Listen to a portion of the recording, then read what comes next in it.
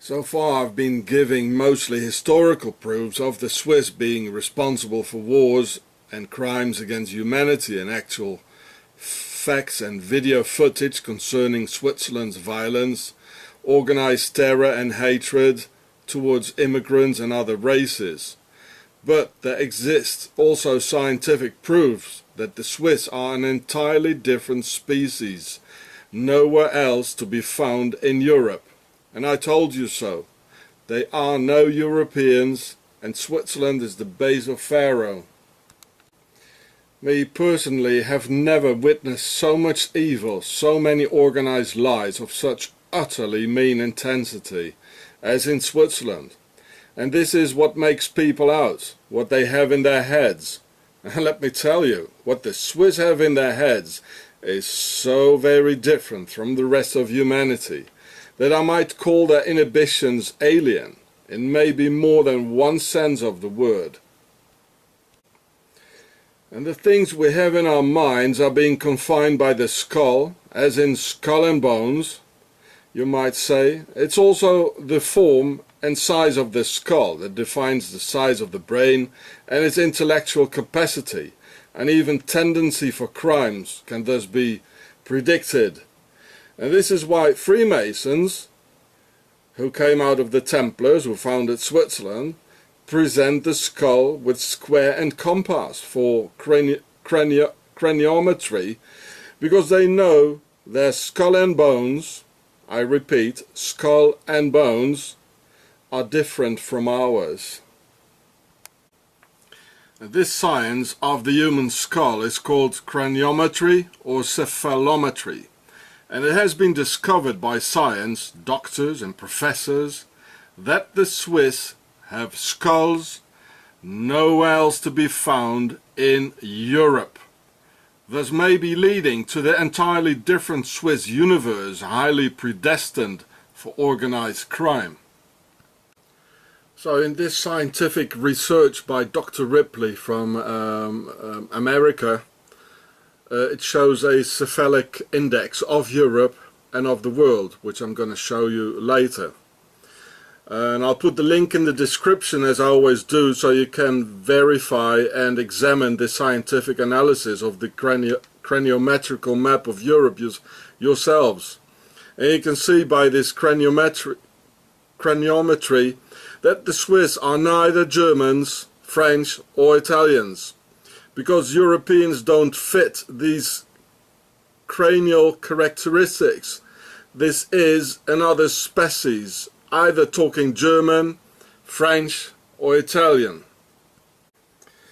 And there's even an official name for the Swiss skull called brachycephalic. Cephalic meaning concerning the skull, which is being seen from above, a relatively short and quite round skull, whereas the rest of the Europeans, seen from the top, have long skulls and not round, called dolichocephalic. And I'm going to show you this on the cephalic map of Europe in a moment. This is the Swiss brachycephalic skull form, which is only be found in Switzerland in Europe. You're going to see that. This is European, the dolichocephalic or long skulls. So long as being seen from the top, long from here to here. And this is quite short and broader, like here in the back. Well, we've seen aliens like this, haven't we? This is going deep, folks. You better copy it first, download it, because I've got a feeling the Swiss are going to delete it very, very quickly. And then it's gone. So here's a cephalic map, cephalic index of Europe. And here where it's black, you know, it's like a cancer in the middle of Europe, and it is a cancer. There's a high concentration of, for Europe, alien skull forms. Alien as they don't belong to Europe. You can see that. They're not here. They're not here. Not even in the south. A little bit in Italy. You know, well, here's Rome. But here's a very high concentration. It says. They're not from here. You can see it. You know. Definitely not. The cephalic map of Europe shows a neat distinction starting right at the Swiss border, where on both sides of the border around Switzerland the people have entirely different skulls, exactly showing that in Switzerland there's an entirely different species with different skulls and what's inside these skulls. So you can read it again here of the cephalic index of Europe, where it's black, it means broad skulls and they're not European. So here, this here is Switzerland here. These are the borders. Here's France, Germany, Vorarlberg, where they are Swiss. So you can see it stops right neat at the border, you know, here in France and here in Switzerland. They have a completely different skull form. It's like chopped off, you know, neat, clean cut at the border. Here. So, and these parts are Alsace here, where they replaced the original population. As I told you, they're ethnic Swiss here, as in the north of Italy here, and in Austria, Vorarlberg. I'm a bit surprised it doesn't show black here in the south of Germany. Very surprised. But it is dark anyway. It's not like here, like the rest of Europe is white, long skulls. So here's, it's like a cancer in the middle of Europe, and they behave like a cancer. They are the cancer of Europe. So, well, except for those regions of what I told you, the ethnic Swiss are living, where Swissy replaced the original inhabitants during the 30-Year War, when Swiss mercenaries perpetrated a total genocide on the original inhabitants of Alsace in eastern France, Vorarlberg in Austria, they call them the Xieberger, because they talk like in Switzerland, northern Italy and southern Germany, where they speak in fact Alemannic Swiss German today, and want to create that great Swiss empire, including that ethnic Swiss buffer zone, of which I've already told you all in some of my previous films. So here are the irrefutable scientific proofs of all I told you before, which even scientific craniometry double backs up. So if we look at the cephalic index of the world, you can clearly see that this is the place where the Swiss come from. Here. Mongolians, Genghis Khan, and they got their little concentration here in the middle of Europe in the Alps, from a place called also Khazaria, the Khazars. This is where the Khazars went to in the middle of our beautiful Europe and destroying it bit by bit. And when I translate Khazar in Demotic Pharaonic, there's Ka, the living soul, and Sa, the king or pharaoh. So Khazar means soul king. Well, these black dudes will like that, who think that the pharaohs were black, the soul kings. Meaning that these royal bloodline of pharaoh is there. Their souls of kings are there. And they went to Switzerland, the base of all evil, where the Khazars went to, and the Mongolians, and who are in fact of pharaonic origin. I mean, how could the Mongolians organize anyway? They never with Genghis Khan in such a way, you know. They're completely incapable by themselves to organize in such a way Genghis Khan did. So they must have had another brain behind it, you know. And that's pharaonic, and they went to different places in the world, like Khazaria and Mongolia. So this is concerning the skulls, and this is very scientific. This is where the Swiss come from. This is why they don't want to belong to the European community. And I tell you, they rule over the European community with their Templars. So the skull formed because they mixed with the Mongolians, the Swiss did, concerning the craniometry. I mean, it's there. These are solid proofs, eh? They're very, very solid. This is where they come from. This is where they came from. This is the original Swaziland. They're not European. It's a cancer, a black cancer. You can see that, a black cancer in the middle of our Europe, bringing 2 world wars, a 30-year war, killing everybody, etc., etc. And I tell you, I know how they are. They are no Europeans. I've never experienced something alike. So here again in Wikipedia about craniometry. This is quite interesting. Some of you racists might like this, but I tell you it's wrong. So here it talks about the Jews and brachycephalic. So yeah. So the only ones having the same skulls are the Jews. So the Swiss in fact have Jew skulls of the brachycephalic order. Now, how come the Swiss and the Jews share the same cephalometry? Whereas the Swiss have always terrorized and chased the Jews, forcing them to live in the 2 villages of Endingen and Lengnau, which I've already shown you in my other video, right at the German border, only forcing them to wear the yellow Jew hat in the Middle Ages and other Nazi-like Swiss measures. Well, why? Well, this is the pharaonic link. So I filmed it in this video here 2 years ago, when I went filming in those 2 Jew villages, Lengnau and Endingen, and the Jews finally disappeared entirely from Switzerland as they were completely terrorized.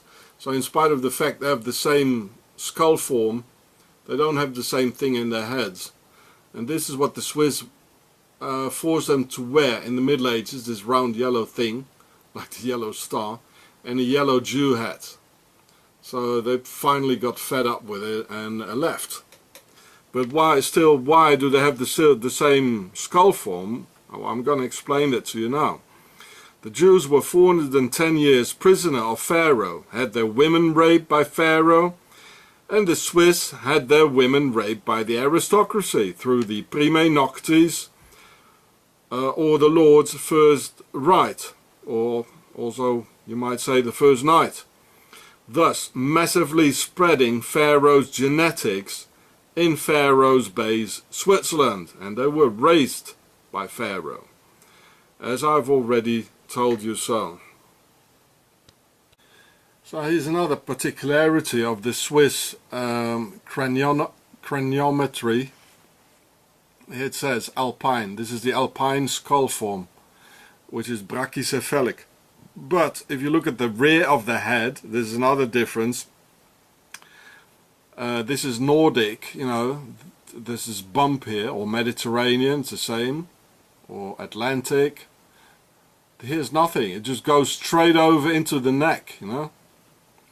Which is the same in the East Baltic, where you go to the Khazar region.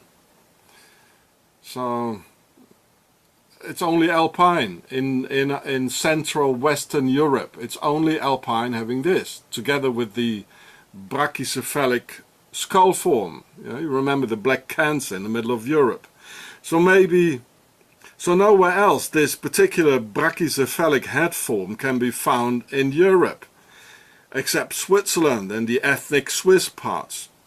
The Swiss are definitely not what we think they are. They are no real Europeans, and maybe even something completely else. As I've witnessed on many occasions in Switzerland, that they seem to understand each other without talking and just through the look of an eye. They always seem to stare at people as if they see right through and detect something they don't like. And there are many things they don't like in Switzerland, on which they use their laws of silence, organizing through some creepy look of the eye among themselves. The biggest racists in the world are in fact illegal immigrants themselves in our Europe, hiding on top of the mountain with all their looted gold and their Swiss short heads.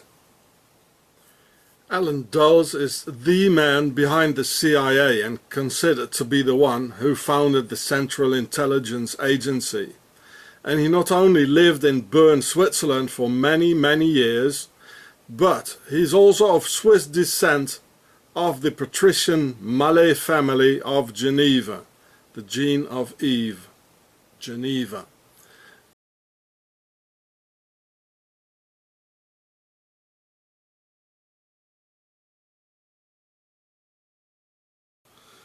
The biggest Jew killer of all times was an ethnic Swiss by the name of SS Sturmbannführer Christian Wirth, nicknamed Christian the Terrible, who was the chief inspector of Operation Reinhard, or Aktion Reinhard, named after SS Obergruppenführer General Reinhard Heydrich, the Nazi High Commissioner of Bohemia and Moravia in Eastern Europe, and head of the Gestapo, the German secret state police, with the Octagon badge. So here is the Gestapo Octagon badge of the Swiss Nazi Templars. You see, it's octagonal. It's all police, secret services, military, it's all octagon, the military wing of the Swiss Nazi Templars, or Pharaoh actually. So here you can see him with his wife, Reinhard Heydrich, the one Operation Reinhard was called after. And Heydrich's wife, Lina Mathilde von Osten, was a member of the aristocracy. And as in all humanities wars, the aristocracy and Pharaoh's descendants have ordered all wars for the horrors matrix, including World War II, where the aristocracy was deeply involved to organize the manslaughter with the help of Swiss collaboration of the Octagon. So here it says, Lina Mathilde Heydrich von Osten, the daughter of a minor German aristocrat, etc., etc. Together with the Swiss, they always have the fingers in it. So, see, a little castle here. Well, charming, isn't it? Operation Reinhard was financed by the Swiss with 1 million Swiss francs and took place from October 1941 to November 1943, and the operation was confirmed during the Wannsee Conference on January 20th, 1942. So the Operation Reinhard started a few months after the Barbarossa attack on Russia of June 22nd, 1941, which was financed by Switzerland with 1 billion Swiss francs. And so was, of course, then the Operation Reinhard, the murder on all the Jews. So this is a Swiss border control here. It says, as Mr. Hitler, he guaranteed the Swiss neutrality of 1937. I put it through the Google translator now, and this is on the German television, WDR, Westdeutscher Rundfunk. So this is not just anything, you know, this is official.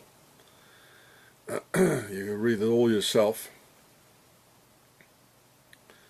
Like here it says, so Hitler got in 1941 1 billion Swiss francs for the Russia campaign and the murder of all the Jews through the Operation Reinhard, executed by the Swiss Christian the Terrible, Christian Wirth, an ethnic Swiss.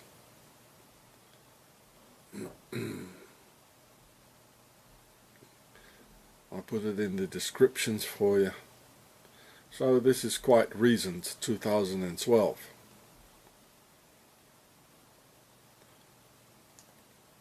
The Swiss are the ones behind World War II, together with the aristocracy. Swissy Christian the Terrible was born in Oberbalzheim in Baden-Württemberg, in the south of Germany, next to the Swiss border, near to Günzburg, where Dr. Mengele was from, and near to where Julius Streicher was from. And all these men were ethnic Swiss, as I've shown you in my other films. So here you can see it, this is where he's from, Oberbalzheim. And actually here it says his nickname was Christian the Terrible, the Wild Christian, Operation Reinhard, Action T4, and he was the first commandant of the Belzec extermination camp. Charming fella, this Swissy. He looks a bit like the neighbor who just aggressed me. That was yesterday. I just got aggressed by some Swiss Nazi neighbor. I videotaped him. So here, Oberbalzheim. He was born about 4 years before Mr. Hitler was born. He was born in 1889. So, from the same era. So here we see Oberbalzheim here, also in Wikipedia. Excuse me. Here it says Balzheim or Oberbalzheim, and here's Switzerland, here's the border. And this is all part of the Swiss buffer zone, which I'll explain to you one more time in a minute. Yeah, Baden-Württemberg, these are the Alemannic people. They are basically Swiss, you know. And here was Günzburg, Dr. Mengele, here was Julius Streicher, Himmler, no, here was Mr. Himmler. They all came from the south of Germany, and if they came from the north, you know, that's the Teutonic Knights link, who are also Swiss Germans, who after the Templars founded Switzerland. So just look my film, the Teutonic Knights, Deutsche Ritter an. In fact, every single high-placed Nazi was either Swiss, as the Reichshealth Minister, SS Obergruppenführer Dr.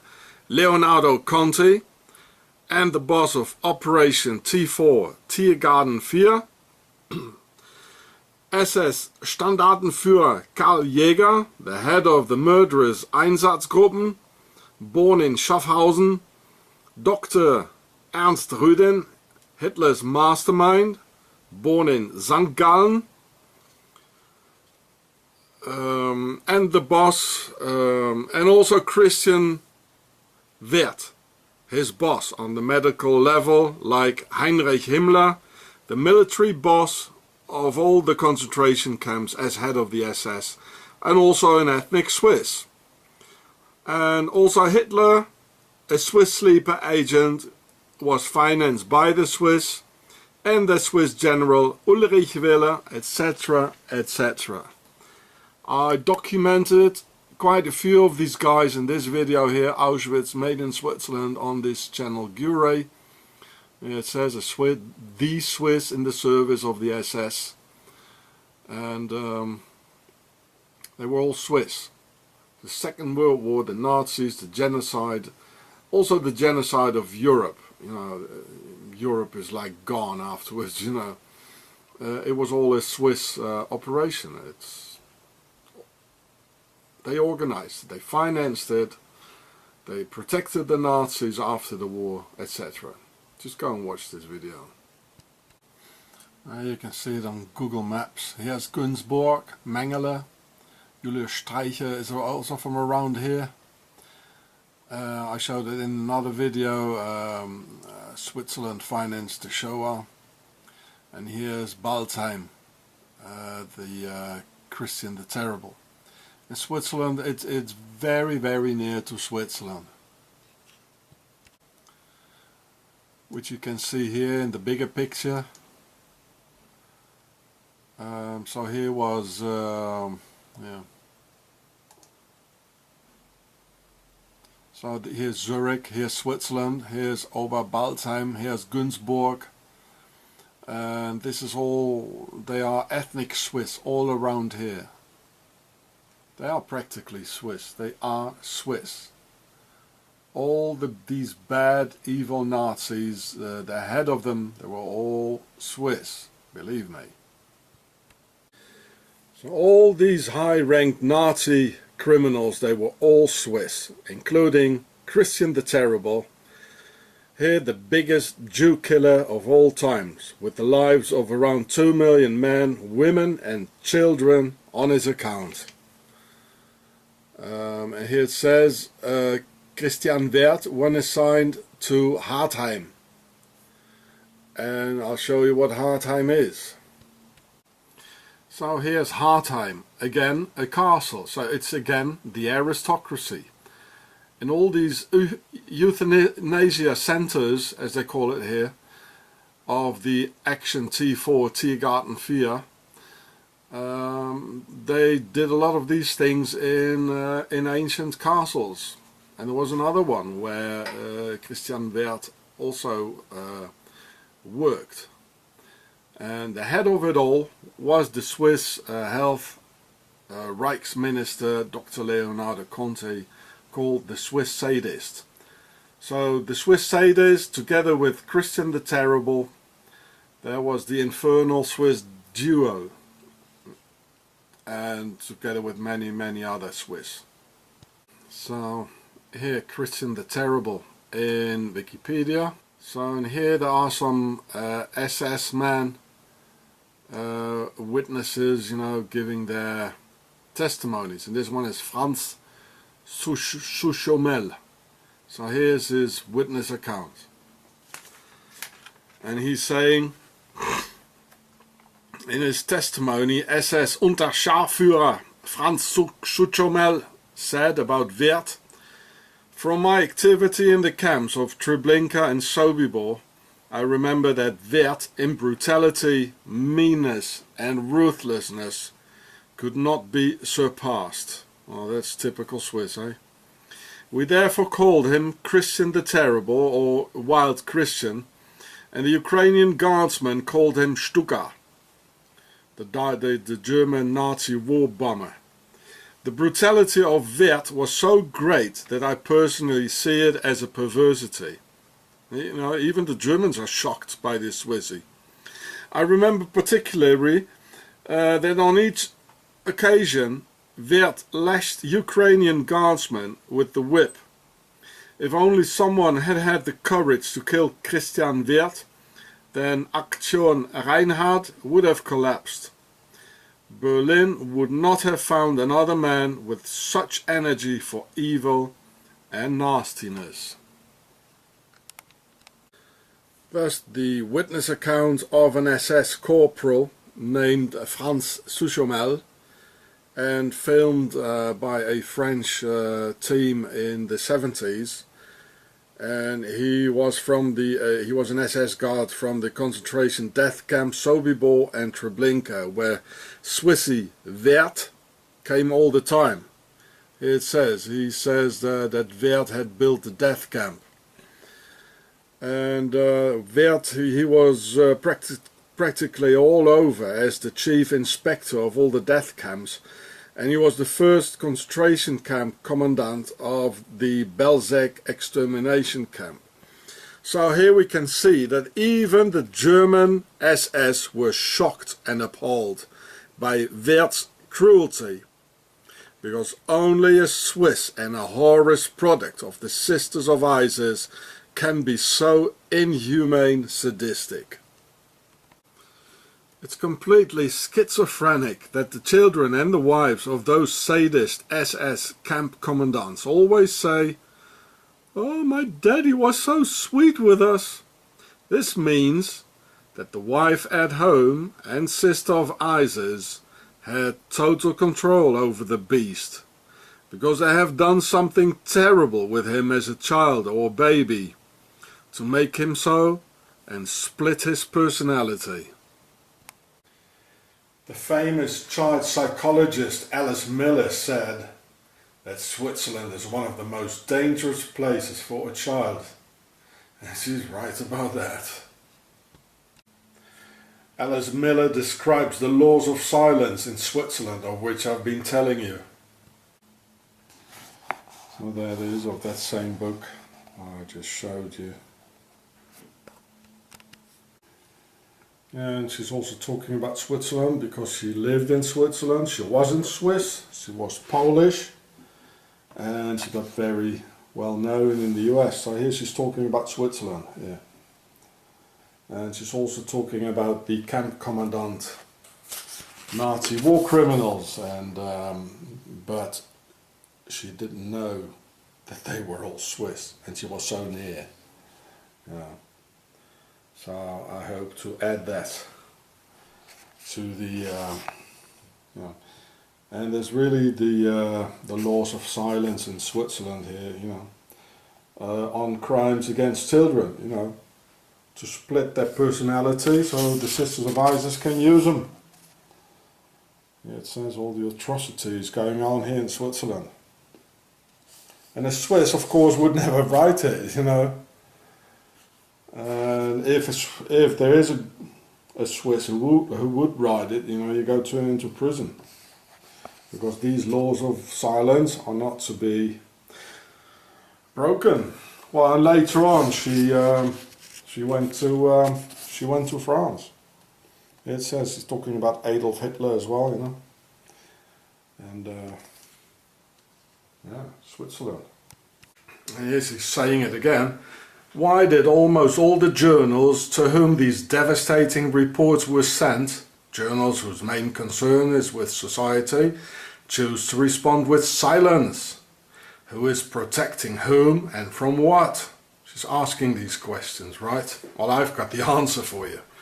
Why shouldn't the Swiss public be informed that in its fair land countless children are being subjected to a lonely martyrdom? What's achieved by silence? So this, you know, etc., etc. So this lady who's supposed to give off answers as being a child psychologist, she can't give these answers. And this is very honest, actually. This is very honest of her. So I'm giving you the answers here and in my other videos. And this is also the reason for which the Swiss, they had children slaves until 1989. Die Verdingkinder, or the contract kids. There are a couple of films about it. And they had eugenics programs until 1996, just around the corner from where we are, where they sterilized young people by force. It's almost in until the 21st century, and it's still going on today, all these things here.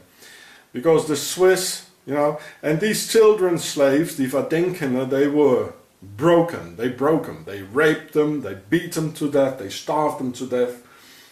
They were beaten all the time, and so this is a way, you know, to split their personalities, because the Swiss and the Sisters of ISIS, they always have to have an amount of split personalities to make their Nazi war criminals have them ready.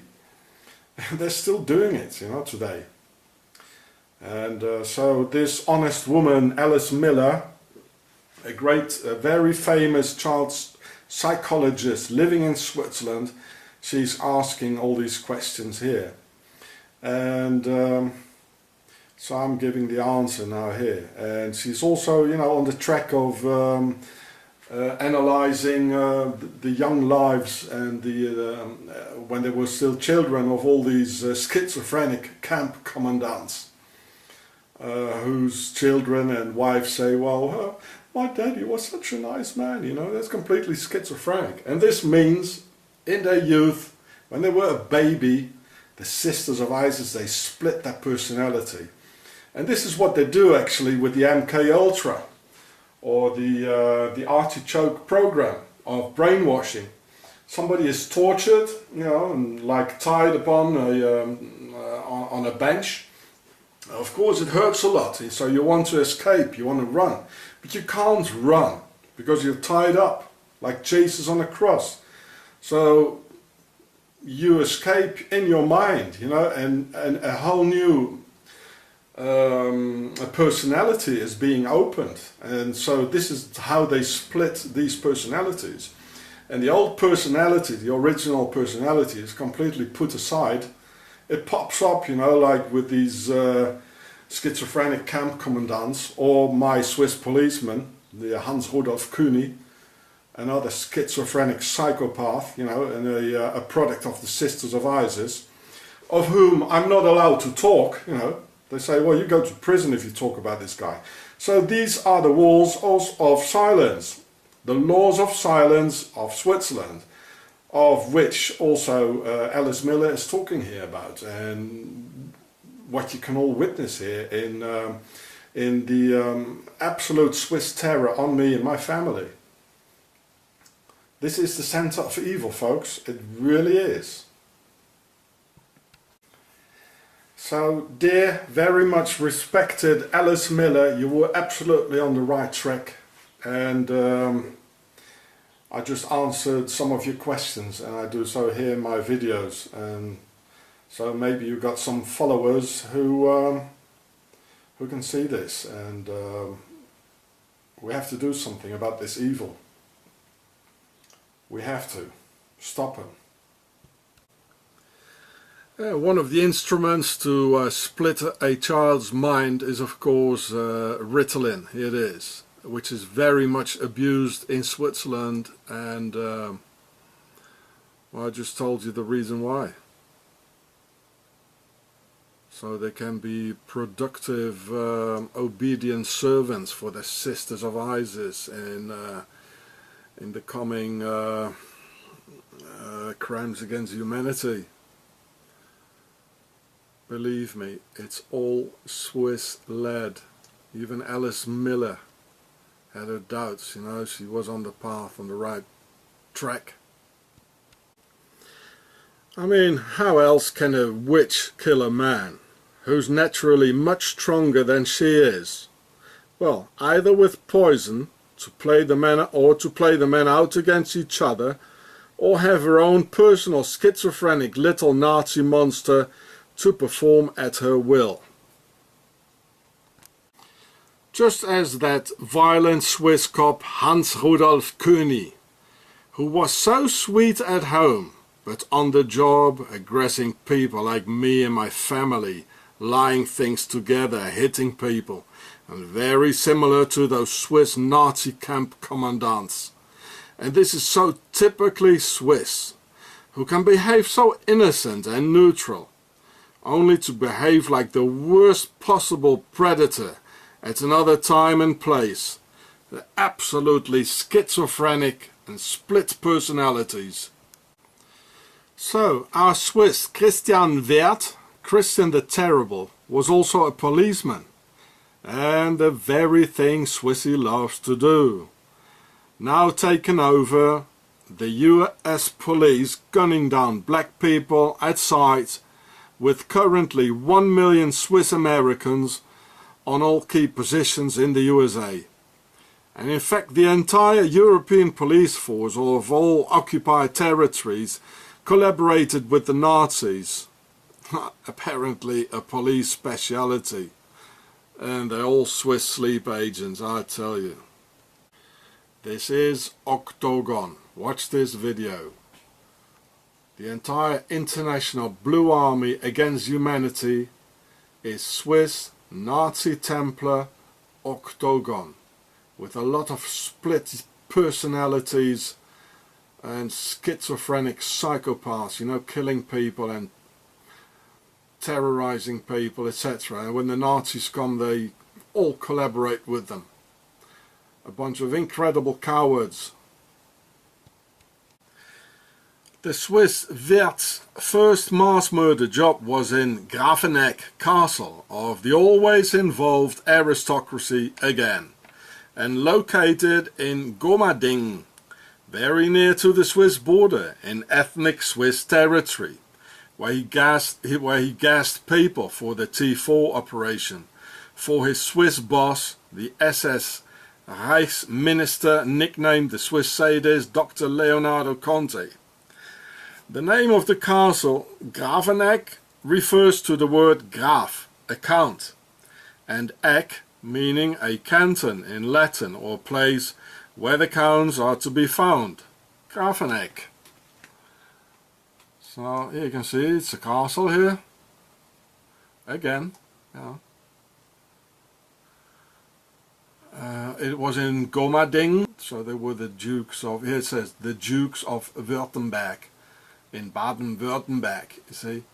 So if I click on Gomading, there, so it's all the way down in the south of Germany, here. And here was Günzburg, and all the other places I showed you. It's all in Swissy country, it is. And I saw this too, at some... I showed it before at the Ernst Rudin film. This very same thing in some coat of arms of some Swiss aristocrats in my film about Ernst Rudin, if I remember that well. So here's Switzerland. You know? So this is all the Swiss buffer zone. I'll explain that to you. And it says again, even if you put Gomadingen in it, you know, in the Wikipedia, it says immediately Graveneck Euthanasia Center. It's so famous, you know. I've already explained in my other films like Auschwitz Made in Switzerland and several other videos what exactly is an ethnic Swiss. But I'll do a short re-explanation for the ones who have not seen the specific documentaries concerning the issue yet. So here is Switzerland, and here's the entire big Swiss empire, like this, with the buffer zone with it. This is Alemannic, this is Alsace, this is Baden-Württemberg, Bavaria, with Günzburg here.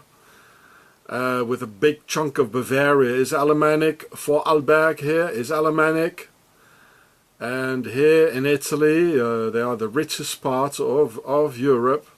They are all Swiss living here. The Swiss are an Alemannic tribe mixed with Pharaoh due to the aristocratic Prime Noctis, the first right, and around Switzerland they have an Alemannic buffer zone for full protection of the motherland, also called the Alpenfestung. There is the Alemannic south of Germany called Baden-Württemberg, and the adjacent parts of Bavaria, the northeast of France called Alsace, the west of Austria called Vorarlberg, and the north of Italy, which are in fact parts of Switzerland, inside Germany, France, Austria and Italy, entirely surrounding Switzerland as a first ring of defense, which was and still is a very strong strategic principle, defending the base of all evil in the Alps, octagon. So here you can see it all around, you know, and they want to create the big Swiss empire, which it in fact has already been all this time.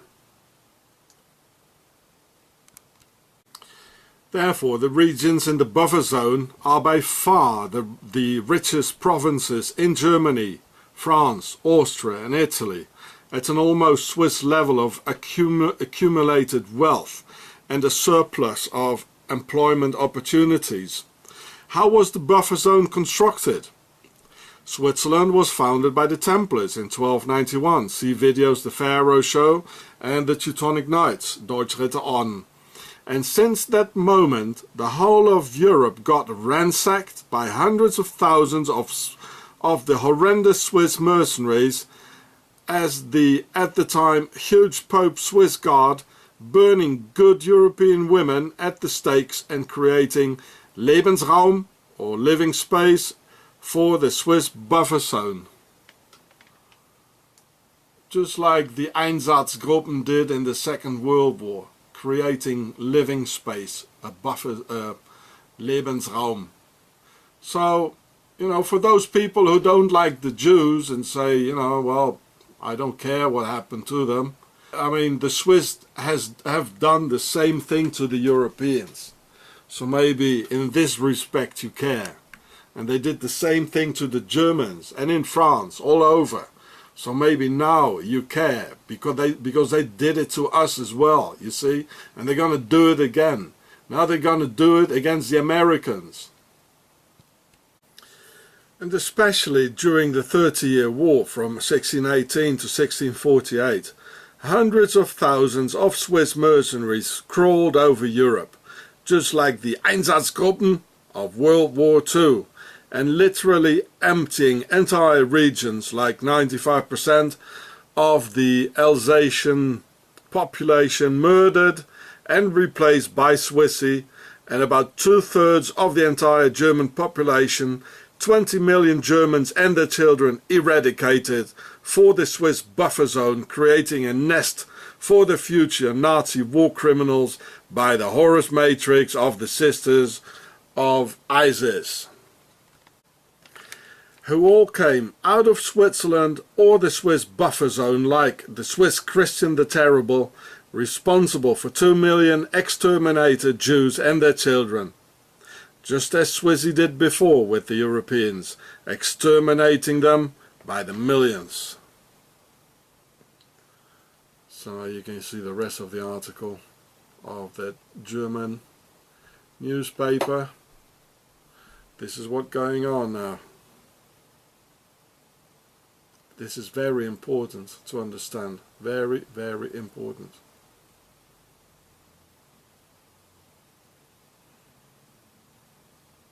That these people actually who want to join Switzerland now, that they are Swiss. Only last year, 2014, they even discussed the possibility of a huge Swiss empire, including all the ethnic Swiss. Well, why else including the buffer zone around Switzerland if they weren't Swiss like the rest of these thugs?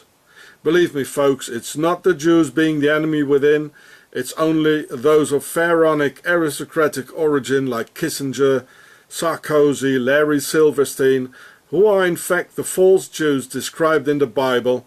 See my video Pharaistocracy.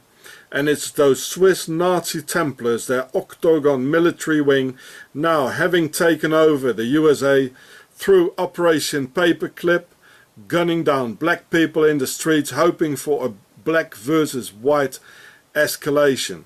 See my video Swiss Sleeper Agents in USA. And so I show you, this was in Die Zeit, a German magazine last year, about the great Swiss empire being created right now. So I ran this through the Google Translator. It's weird English. I myself am not a Jew, as Swiss disinfo agents are spreading their disinfo and lies about me, and I ain't so neither by blood nor by religion, and I would tell you so if I was. I just don't want you to miss out the real enemy of mankind, which would be absolutely fatal at this stage under the current critical situation. I'm just a tiny South African historian with a Viking name, meaning a horse for Hross, my last name, still in use in today's Icelandic. Behold the wrath of the Viking ancestors, Swissy, you traitor of the European race. Defining the enemy through historical similarities, eliminating the unknown factor in a mathematical way. And I will tell you exactly what ISIS, Islamic State, is.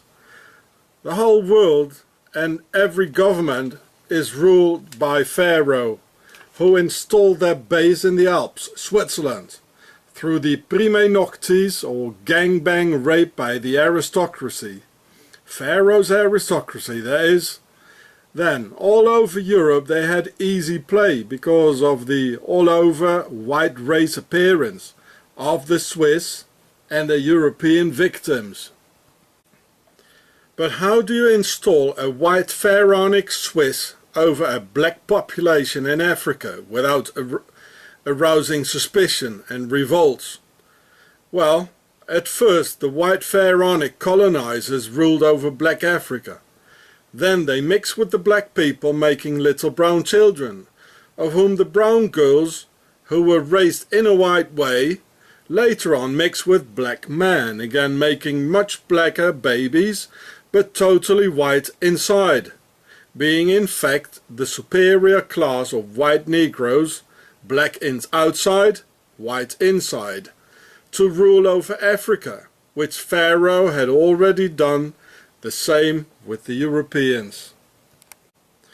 And since Octagon has been waging war against Islam since the First Gulf War of 1991 at least, which is 24 years, the time of one generation of ISIS leaders produced, with all these Arab women kidnapped and gone missing in Iraq, being used for the livestock, creating Arab-looking white inside ISIS leaders, just as the Nazis had their Lebensborn baby factories, and the Taliban in Afghanistan suddenly popped up after 22 years of war from 1979 to 2001, enough time for one generation of Taliban killers, or the Nazis, from 1918 to 1939, having 21 years, and again one generation for the Hitler Youth and the SS killers.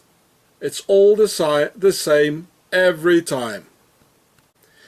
When writing Isis, the goddess in Demotic Pharaonic, the Egyptians only used consonants like in Hebrew or Arabic, thus making the Nazi SS standing for Isis, only the consonants, SS.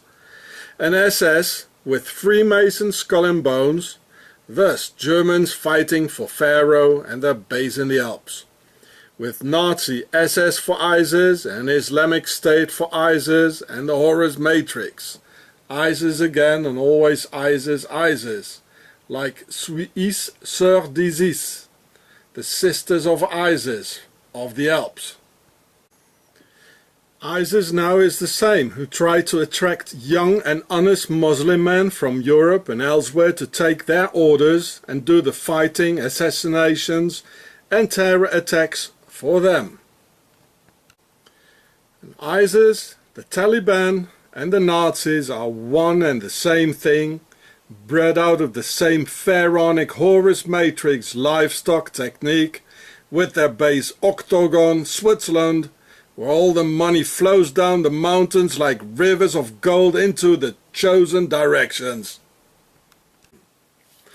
Let's have a look at the logo of the Swiss telecommunications in the base of Pharaoh.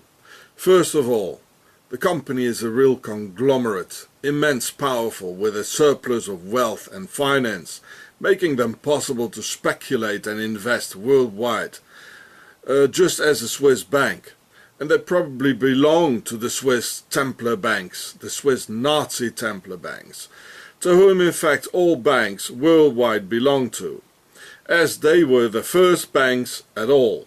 When Octagon of the Alps got founded on August 1st, 1291, and the Templars' treasure came to the safety of the red and white United Kingdom of Pharaoh. And then they went viral and expanded worldwide. And in that Swisscom logo there are the three colors of the three crowns.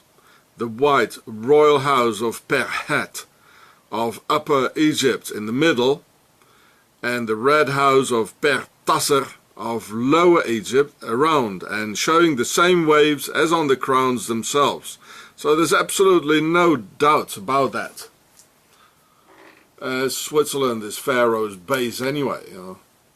So here, even the waves here, you see on the red crown here, of the Pertasser, or also called the red house, like a red royal house, which I explain in this video here on my other channel. Even these waves here are you can find them in the Swisscom logo, and it's being seen from the top. You see, from here. So it's the red around and the white in the middle, you know.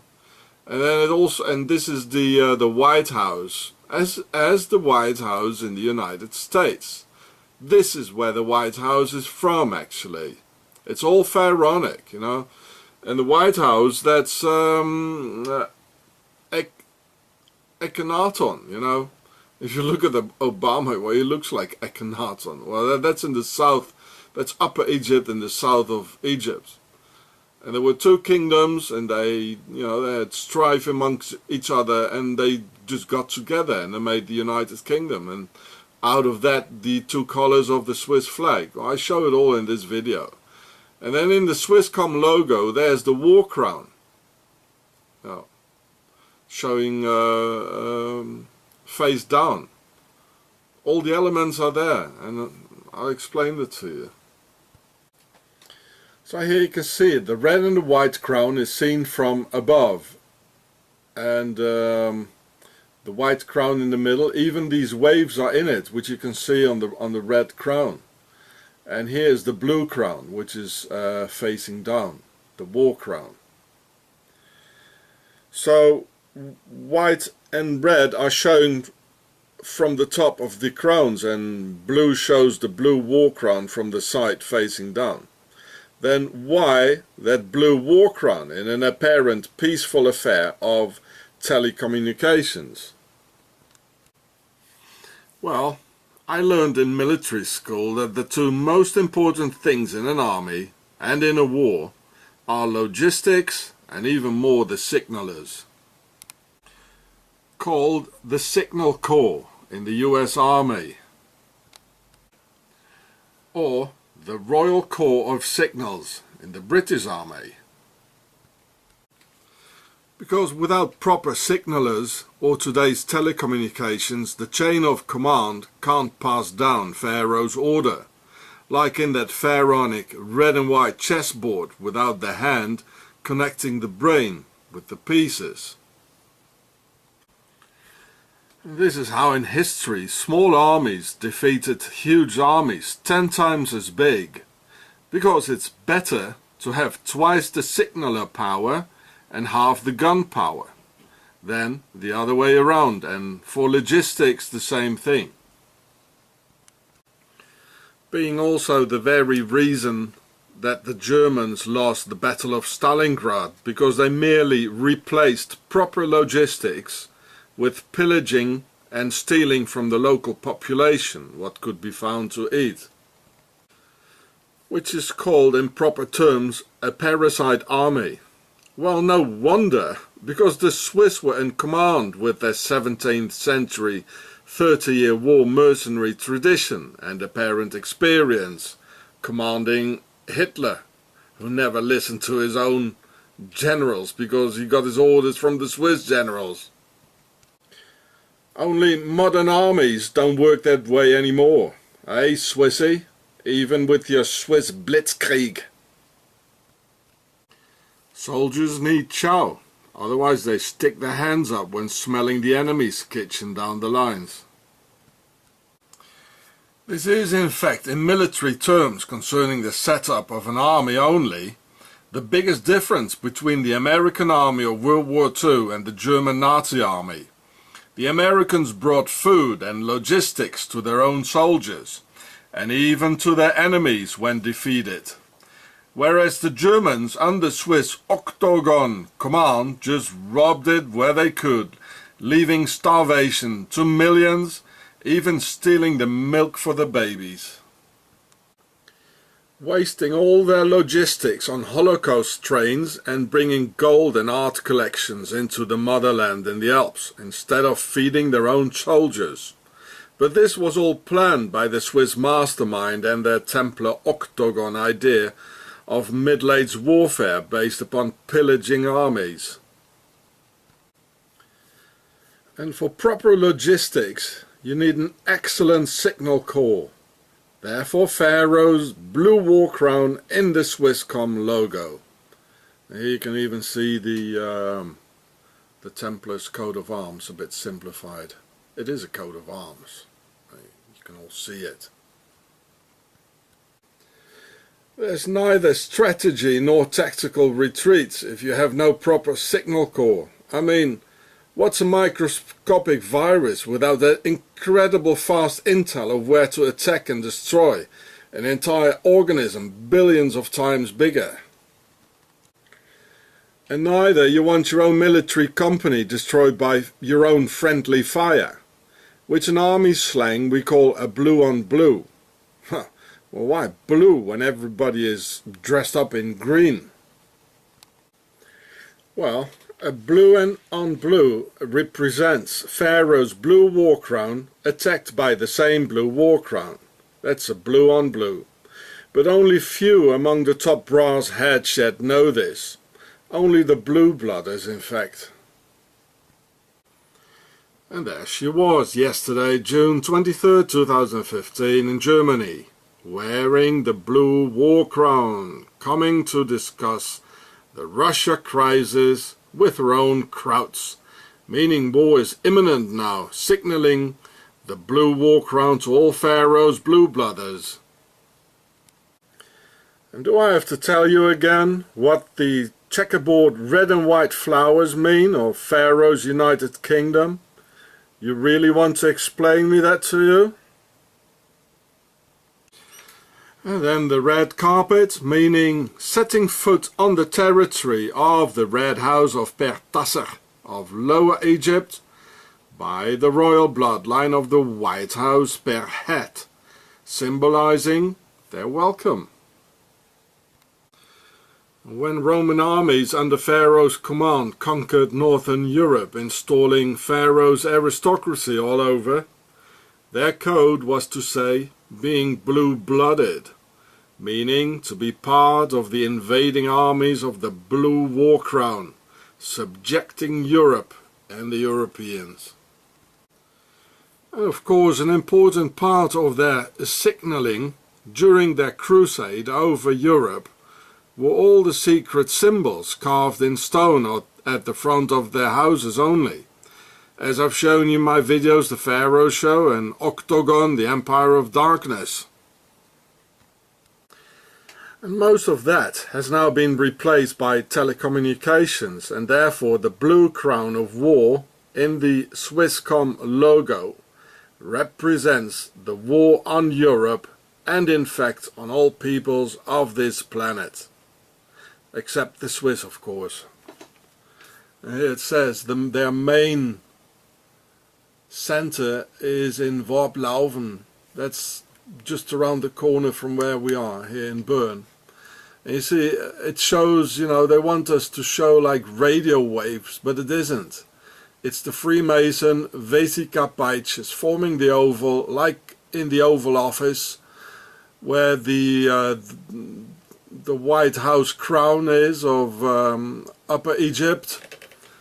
And this is, of course, this is a part of a chain, meaning, you know, the all rings, as in the Guinness logo, meaning we form a chain and we're always together standing behind each other, you know, all for one and one for all, as in the Swiss Parliament. And you, stupid Europeans and stupid mankind, you will be always standing alone.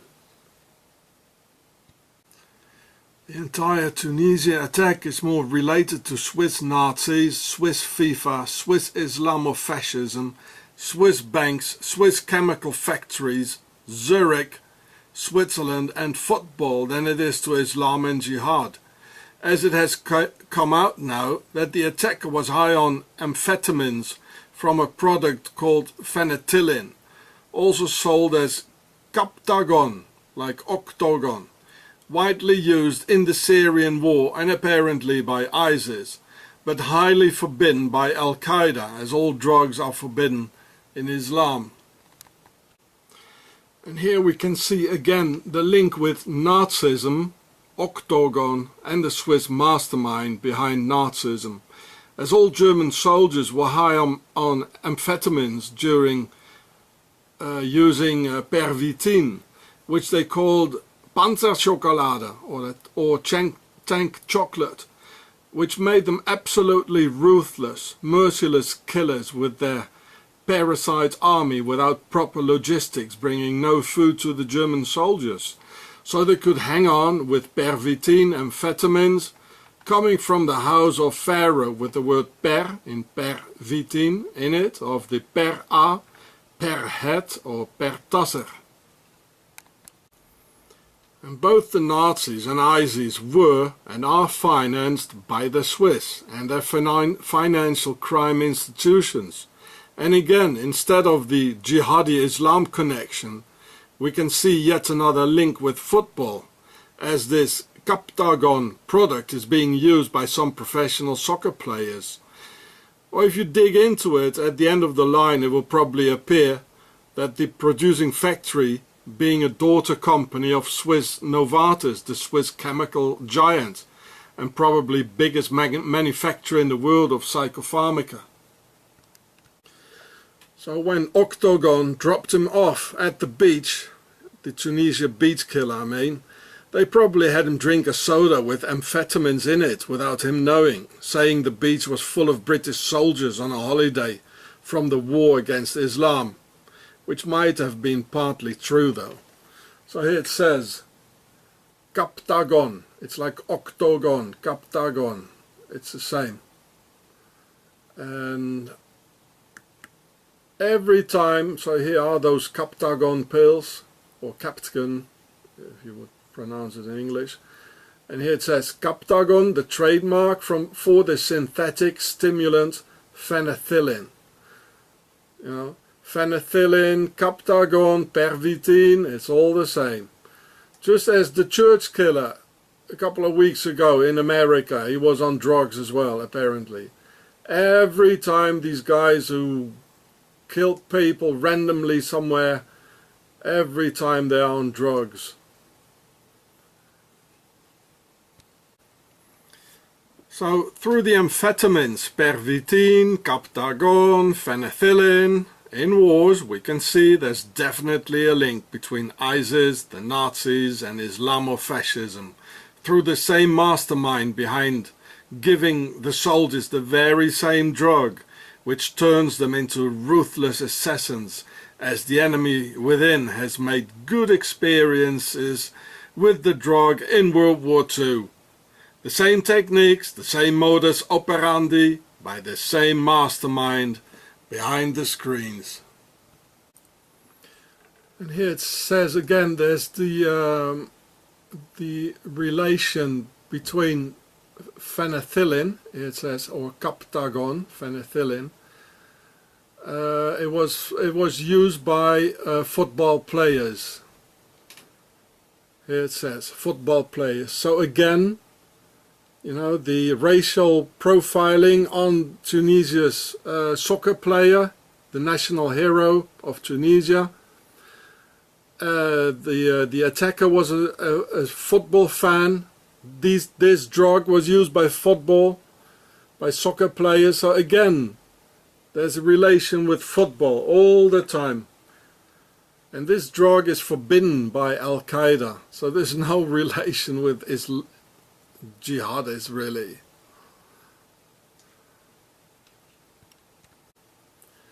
Here it says, with the exception of Al-Qaeda linked groups which mostly hold to a strict interpretation of Islamic law. So Al-Qaeda and all these, they are the ones, the real Muslims, they don't use these drugs. And of course Al-Qaeda was founded by this I might say a saint. Bin Laden was a saint. He stopped the drug trafficking and drugs production of opium in Afghanistan. It dropped from 90% to zero, absolutely zero, and that went immediately up again in 2000 and when the Americans came in after 9/11 in 2011. So there's a very big difference between Al-Qaeda and ISIS. It's completely opposite. Al-Qaeda does not like drugs. They forbid drugs, and that's a big difference. I think it's very important to understand who is who, of which I explain more. And these drugs, in fact, are part of the transhumanism agenda, reshaping man away from God's creation and therefore a devilish sin, and against the will of Allah. Satanic techniques to make controllable assassins out of man and created by the forces of darkness from the Alps. I have to tell you, I'm not a religious person, but this transhumanism is very, very evil, and these drugs who were given to the ISIS attackers, it's very evil. So concerning the evil in it, I totally agree. And I show this picture, the glory of God, because I know that the real Muslims, the real Al-Qaeda guys, this is the thing they're fighting against. They don't use this sort of things. They hate this. So there's something else behind it, I'm telling you. The Nazis, Switzerland, Octagon, the Nazi Templars, Pharaoh. Has nothing to do with Islam. And again, I'm not religious, I'm not a Muslim, I'm not a Christian. But it has nothing to do with people who believe in the creation or who believe in God. This is pure transhumanism. They want to replace mankind, the totality of nature, with Monsanto. They want to replace it. And they create chaos through wars. And this is what's happening. And their base is Switzerland, whenever ever happens anything. They're so neutral, clean and innocent, where all the money is. So go and watch this video here on this channel here, where I put all the facts together concerning the Tunisia attacks in a 2-hour video, a documentary. So all evidence leads to Switzerland and their Octagon Nazi Templars, the base of all evil. And as Swissy was so angry after the FIFA arrests ordered by the Americans on May 27th in Zurich, the very next day they threw the Tunisian national soccer hero to the ground. Also in Zurich, every time in Zurich, Hitler in Zurich, always in Zurich, Oprah Winfrey in Zurich, because Octagon's target from the beginning has been Tunisia. There's absolutely no proof at all that the Tunisia beach gunner was a jihadist, ISIS or Al-Qaeda Muslim. But it is a fact that Saifeddin Rezgui was a soccer fan. There's no jihadist goodbye video, no ISIS flags or Quran texts in his pockets, nothing whatsoever. It says he supported Real Madrid. And here too, Real Madrid. He liked break dancing. And so this was in the newspaper. He enjoyed all the trappings of Western society. He was a supporter of Real Madrid.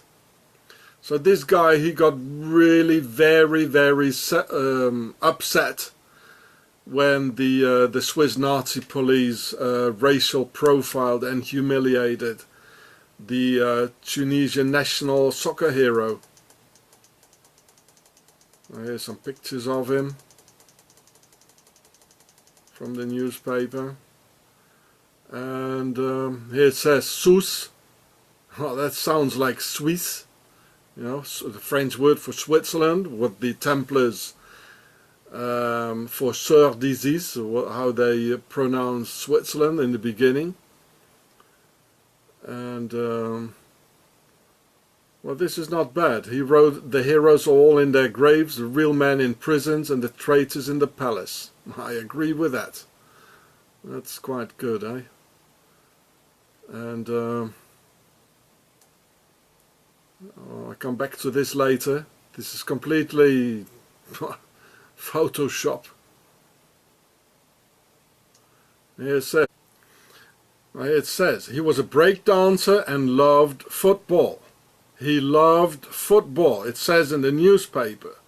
Well, maybe he had some contacts in the mosque but the humiliation in Switzerland only 6 days before, that was the thing that really it was really the last drop. It really made him do what he did. And he was a sweet boy when he was younger, so he was a sensitive guy. You know, he was sensitive, and he couldn't take it. What happened?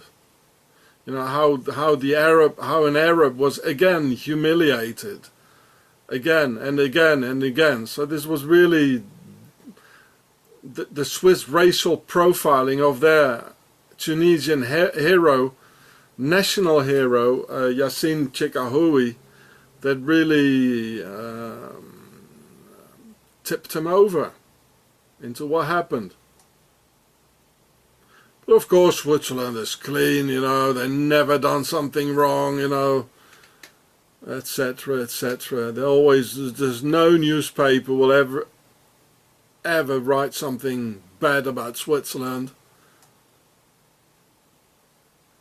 So even if he was, like, you know, influenced by more jihadis like Muslims, there was this thing that happened in Switzerland that made him tip over. That really flipped him out. It says he described him as good, good, good. He was never in problem with anybody else. So it was a sensitive guy. He just couldn't take it anymore, what Swissy did. This is what I've been telling you all the time. Even the newspapers say it. He was a soccer fan. Wakey, wakey.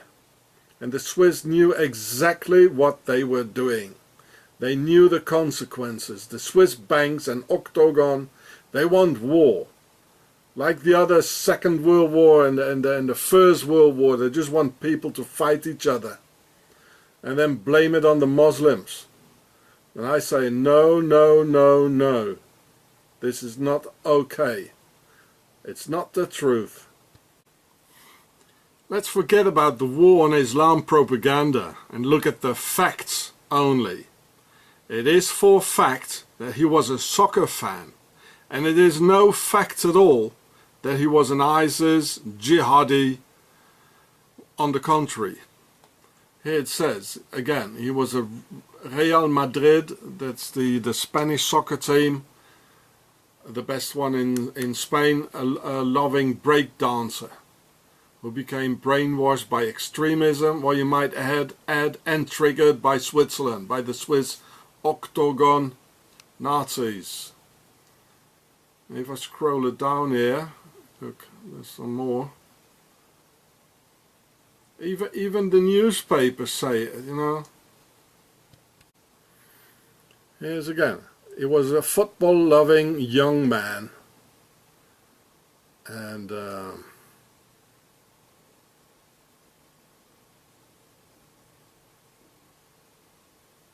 sensitive guy. He just got fed up with it all. Again, a Muslim humiliated, and again, here again, he was posting about Real Madrid and the Tunisian national football team. And who's the captain of the Tunisian national football team? Well, that's Yassine Chekahoui. That's the guy who got incredibly harsh, humiliated by the Swiss only 6 days before. So this guy knew about it. He probably even saw my video in which I talk about this and what happened. And the Swiss triggered him. Believe me, there's no proof that this guy was a jihadi.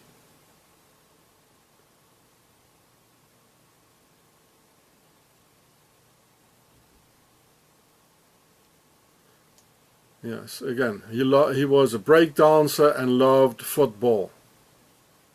And he was good.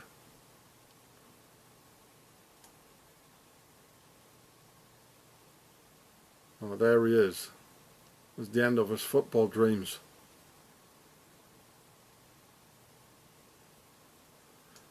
The Swiss triggered him. He knew about, 11 million Tunisians knew what the Swiss had done to their national hero, and he was part of that. So investigate it, you know. The authorities should have investigated how many, all these Tunisians knowing about this. I mean, we're living in a time, and especially the Muslims, it doesn't need very much, and the Swiss know it. Many Arabs have just had enough, and it doesn't need any more. It's all over the world, you know. There's, well.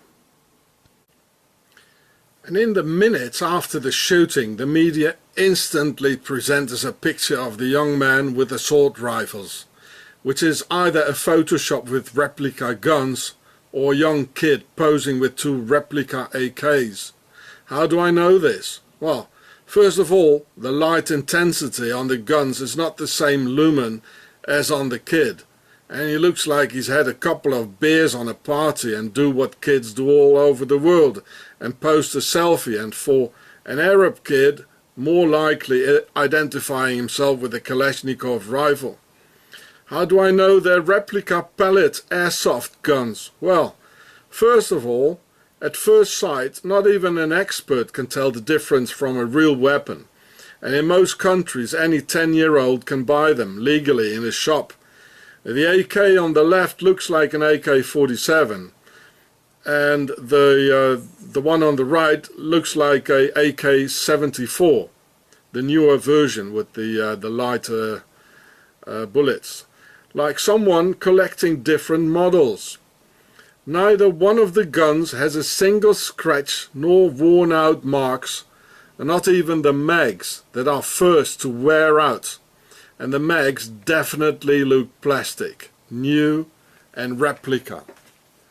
Here, look at it. There's not a single scratch on the mags. It's all new. It's all replica. These are soft air guns. It's not real. This one too. There's not a scratch on it.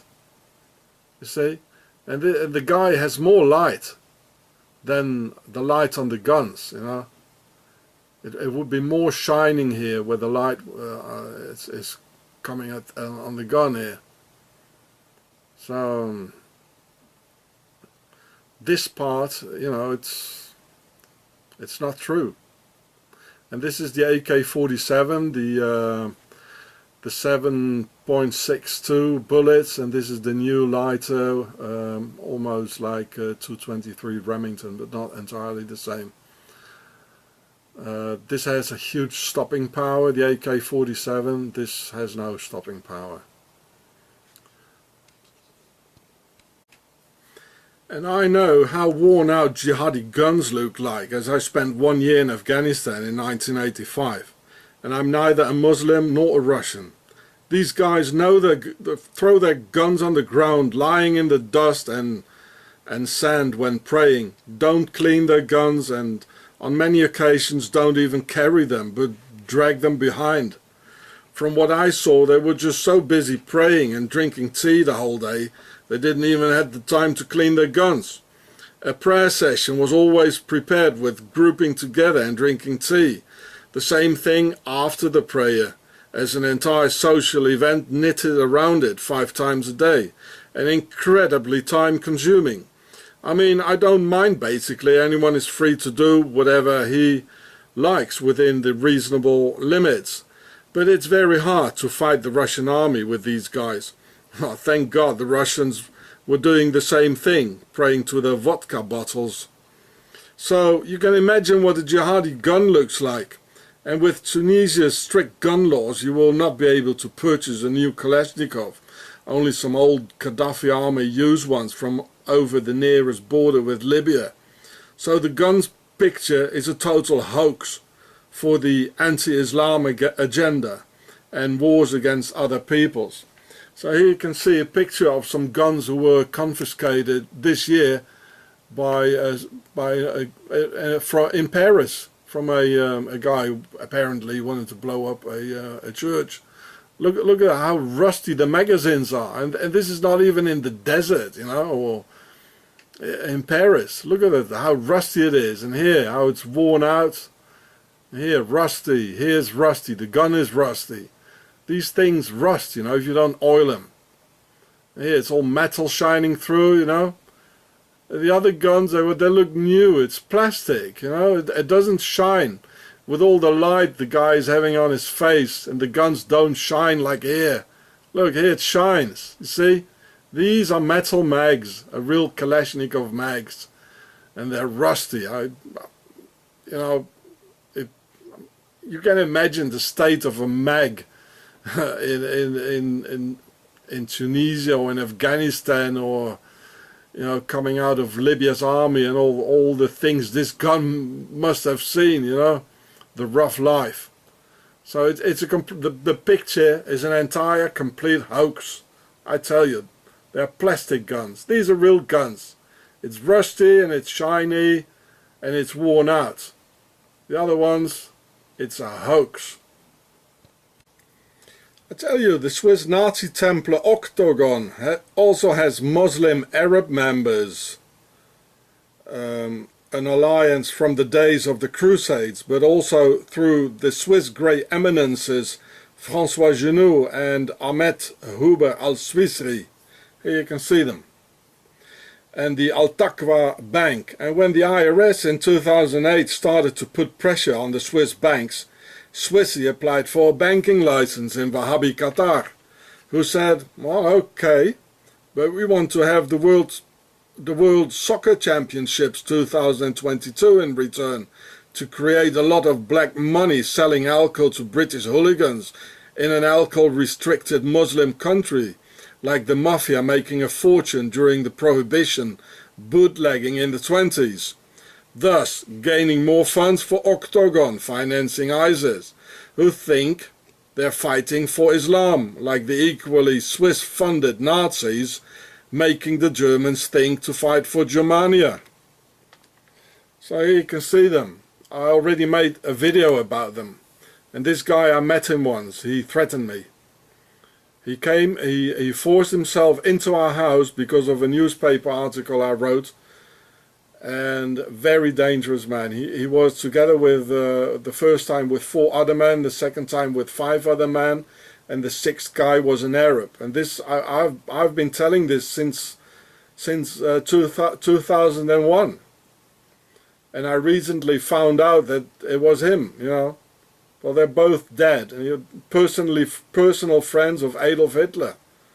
So, you see, the Al-Taqwa Bank is tied to Nazi supporters.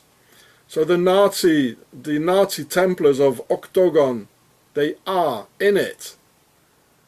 And the Al-Taqwa Bank, it was founded even in Switzerland.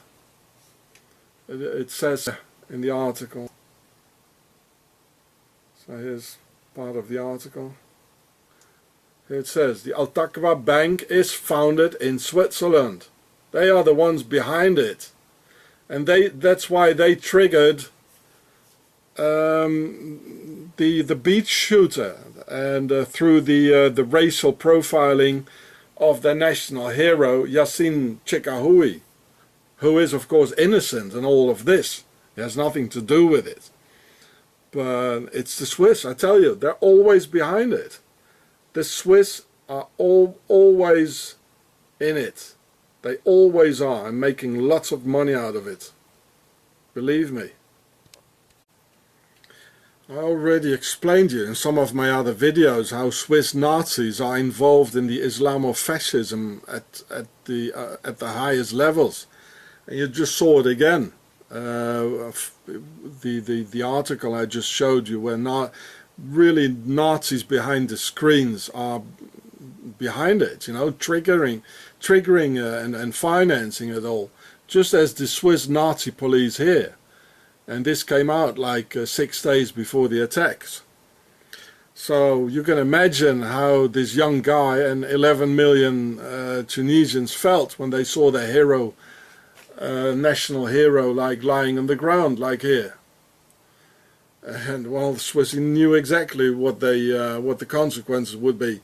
So when the Swiss Nazi police racially profiled the Tunisian soccer hero Yasin Chekahoui, the Octagon just had to eavesdrop their antennas out in Tunisia and find themselves one of the very angry Tunisians because of their national hero so humiliated in Zurich, and they found that unemployed, frustrated, angry, breakdancing Tunisian soccer fan to revenge his football hero, provided him the hardware and probably some money for his family, and dropped him off at the local beach. Most likely promising him a getaway car for a safe exfiltration after the action, and a comfortable future in the wealthy Emirates. And this is why the attacker seemingly aimlessly headed for the streets, as if he was waiting for something or someone, instead of continually sweeping the beaches in order to make more victims. You can see him walking around like he's waiting for something, you know. Well, the getaway car, the promises didn't get fulfilled, you know. No getaway car. So he knew that was it.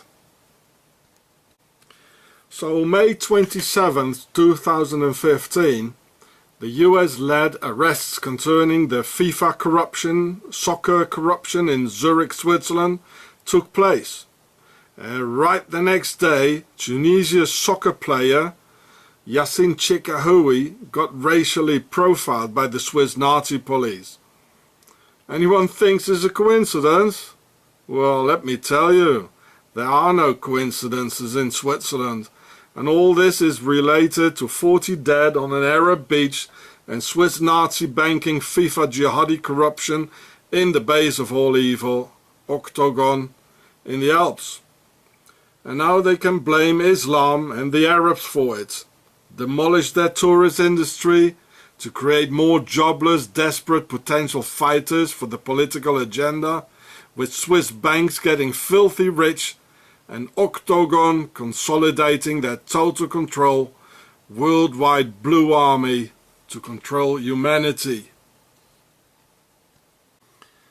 Recently it showed in the newspapers how the Swiss Nazi people are spreading fear for other races and other people, spreading hatred and ethnophobia by integrating the Native American First Nations into their Swiss racist hate campaigns by depicting caricatures of stereotype Indians with degrading texts like, "The Indians couldn't stop the immigration. Today they live in reserves." Now, wait a minute. Weren't the immigrants the Swiss themselves, with currently 1 million Swiss Americans in the USA? With Swiss General Custer called the Squaw Killer, and Swissy himself squeezing the First Nations into reserves? This is what a bunch of evil liars the Swiss are, twisting the truth for our eyes, being the disinfo agents, just as Swissy disinfo and their evil Nazi tongues spread their neutrality swindle and that nobody got hurt in the concentration camps with Swissy lie that gas chambers never existed in the extermination camps. And as usual, Swissy initiates the lie. Then Austrian and German Nazis copycat, as doing so with this scandalous anti-Native American propaganda, with Swissy perpetrator as usual and always slipping into the victim's role after. While it was them in the first place, chasing and terrorizing the Indians. Oh, what a bunch of dumb liars. This is the sick Swiss direct democracy, or should I say direct idiocracy. You can see it, the internet is full of it, you know. If you put this sentence here, die Indianer konnten die Einwanderung nicht stoppen, heute leben sie in Reservaten. The Indians couldn't stop the immigration, so today they live in reserves. So if you punch this in the internet, it pops out, you know, page after page after page. And this is by the Swiss Nazis, initiated by the Swiss Nazis, taken over by the German and the Austrian Nazis. And nobody does a thing against it, you know, they just go on and go on and go on, just stalling time lying to other countries and say, yeah, we Swiss are neutral, yes, we Swiss authorities, we do something against it, and no, they're never going to do something against it, and it goes on and it goes on, you know. It's like it's like an avalanche, you know. Very dangerous, very, very dangerous. Stop the Swiss Nazi people. So you can read the entire article. Excuse Google for the translation, but at least it's something. So here in the beginning, you can read it. You know, the Indians couldn't stop the immigration. Today they live in reserves.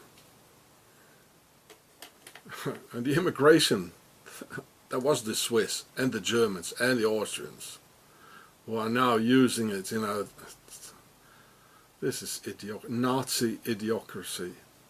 The Nazis have always been a bunch of liars, and it's all initiated from Switzerland, which it even says here in the article as well, you know.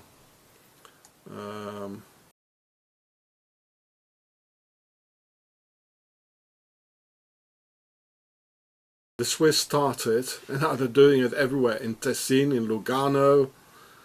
They're doing it in here, the German-speaking countries, everywhere. A right-wing nationalist, Austrian Freedom Party, FPÖ, NPD. The Swiss started. It's the same with those, you know, white, black sheep being kicked by 3 white sheep.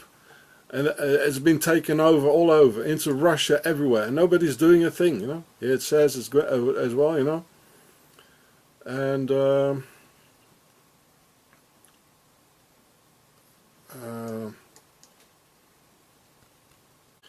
here it says one more time here by the NPD, we know that the Indian people couldn't stop the immigrants. Well, the immigrants were Germans. It was them, it was the NPD. Now they live in reserves. We know that the Indian people couldn't stop the immigrants, now they live in reserves. That's the text we just saw with the stereotype Indian. You know, so that before, you know, they killed the Indians, and now they use the Indians for their own, I don't know what, you know.